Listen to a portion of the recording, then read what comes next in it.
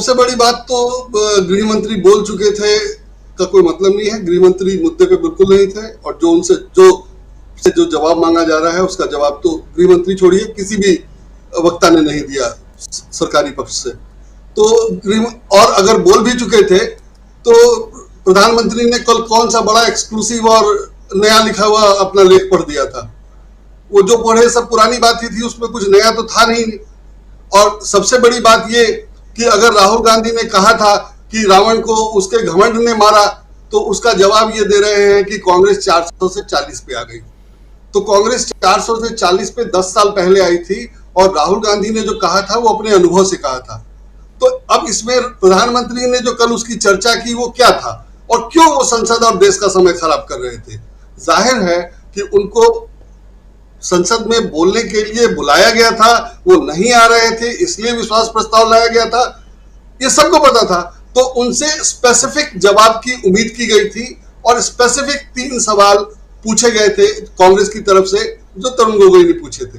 तो उसका सीधा जवाब दे देते, बात खत्म हो जाती। और इतने ही सवाल था मुझे लगता है, और देश इतना ही जानना चाहता था, सारा मामला इसीलिए था। तो जो आप मूल मुद्दे पे नहीं रहेंगे, और मुझे नहीं लगता कि अभी भी किसी सवाल का जवाब दिया गया है, तो अगर अभी तक किसी भी सवाल का जवाब दिया ही नहीं गया है तो मुद्दा तो स्टैंड करता ही है। सरकार के लिए ना करता हो, अगर विपक्ष के लिए करता है तो विपक्ष अपनी बात रखेगा, और उसने दोबारा रखेगा, जब तक जवाब नहीं मिलेगा तब तक रखेगा, और यार जवाब नहीं देंगे तो मुद्दा रखता रहेगा। तो इसलिए कांग्रेस या विपक्ष की तरफ से जो कुछ भी किया गया वो उसकी मजबूरी है, उसका काम है, उसका धर्म है।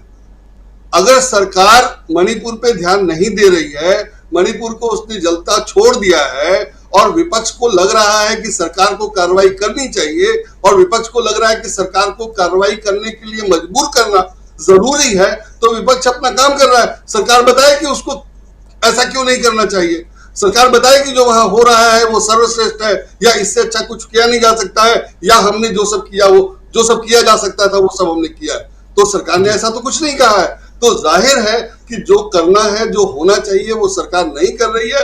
विपक्ष चाहता है कि ये सब किया जाए, तो विपक्ष अपनी तरफ से दबाव बना रहा है। और इस पूरे मामले में प्रधानमंत्री संसद नहीं आते हैं, ये अपने आप में बड़ा मामला है कि प्रधानमंत्री संसद क्यों नहीं आते हैं।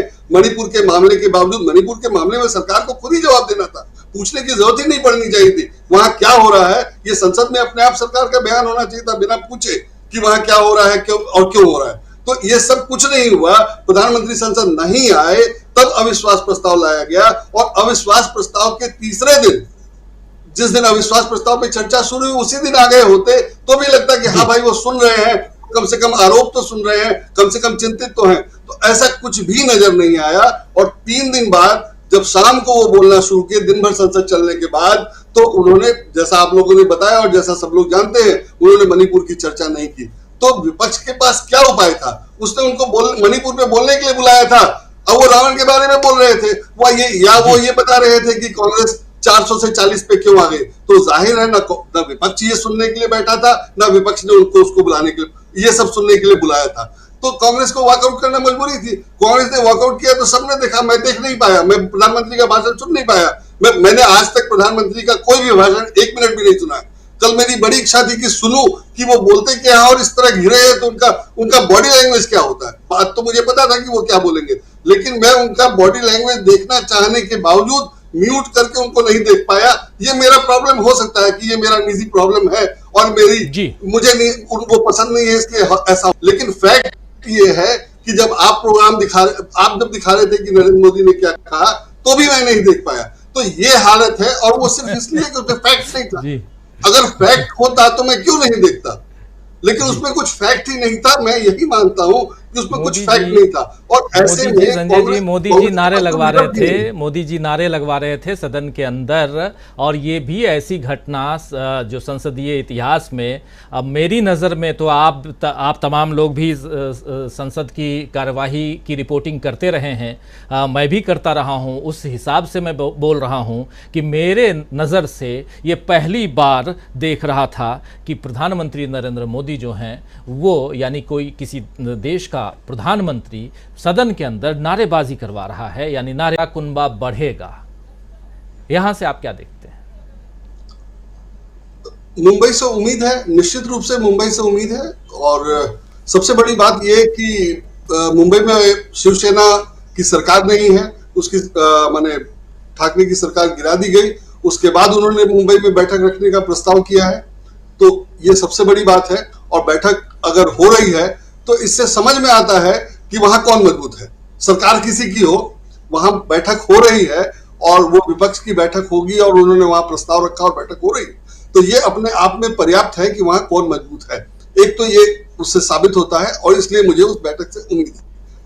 लेकिन अभी जैसे प्रशांत जी ने जो कहा कि प्रधानमंत्री खिलाफ हो गए हैं, बिल्कुल बगावत पे उतारू है लगभग, तो मैं उसी पर आता हूं कि गुजरात में जो हुआ और उसके बाद नरेंद्र मोदी जैसे प्रधानमंत्री बने और 10 साल उन्होंने जो प्रशासन दिया या जो शासन किया, उसके बाद अभी हम जहां खड़े हैं वहां दिल्ली का विधेयक जब रखा गया और जो बिल्कुल सरकार को जिताने और हराने की बात थी, खुला खुला सरकार का समर्थन और विरोध था, वहां दो बड़े दल जो तटस्थ थे या किसी के साथ नहीं होने का दावा कर रहे थे, उन्होंने व्यवहारिक तौर पर भाजपा का साथ दिया। तो जो तटस्थ होने का दावा कर रहा है वो दरअसल भाजपा के साथ है जी। एक चिंता ये है कि जो तटस्थ होने के बाद भी भारत भाजपा के साथ है, क्या उसको ये सब समझ में नहीं आ रहा है या दिख नहीं रहा है। भाजपा, मुझे लगता है कि भाजपा में भी, जैसा अभी प्रशांत जी ने भी बताया, कि बहुत लोगों को प्रधानमंत्री का यह व्यवहार या नारे लगवाना पसंद नहीं आया और वो उससे खुश नहीं थे, ये दिख रहा था। तो अगर भाजपा में भी ऐसे लोग हैं जो प्रधानमंत्री के या इस व्यवस्था से या इस समय जो सब हो रहा है उससे खुश नहीं है, तो जो विपक्ष जो कह रहा है कि हम निष्पक्ष हैं और तटस्थ हैं, वो बीजेपी को दिल्ली शासन विधेयक जैसे मुद्दे पे साथ दे रहा है। तो ये हम कहां हैं और क्या सिर्फ भाजपा दोषी है? मुझे लगता है कि तटस्थ हैं और विपक्ष के साथ भी नहीं है। ऐसे लोग भाजपा के साथ रहकर या भाजपा का साथ देकर देश का ज्यादा नुकसान कर रहे हैं जी, और ये बहुत गंभीर बात है।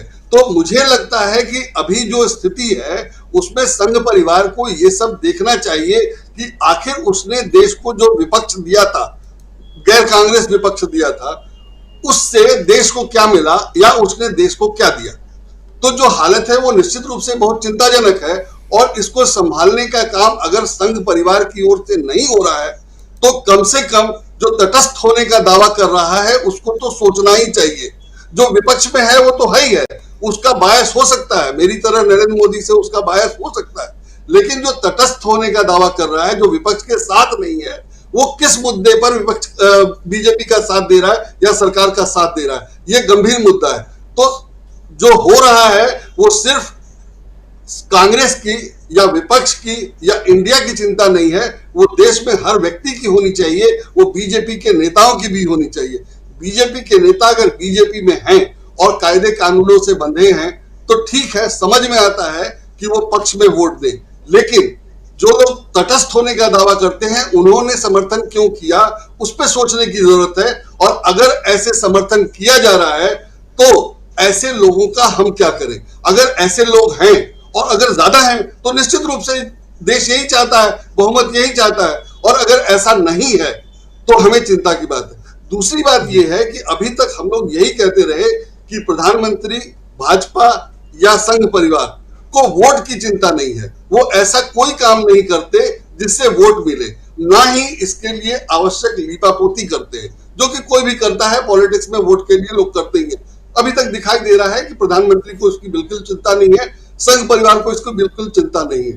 तो अगर किसी को वोट की चिंता नहीं है तो वो अपने आप में बहुत बड़ा कारण है। और चुनाव आयुक्त के मामले में ये अध्यादेश लाके सरकार कर दिया कि उसकी नीति और उसका इरादा क्या है। आखिर क्यों आपको अपना चुनाव आयुक्त चाहिए? अगर निष्पक्ष चुनाव होना है और आप सरकार में हैं तो क्या चुनाव आयुक्त पक्षपात कर सकता है विपक्ष के खिलाफ, आप सरकार के खिलाफ या विपक्ष के समर्थन में?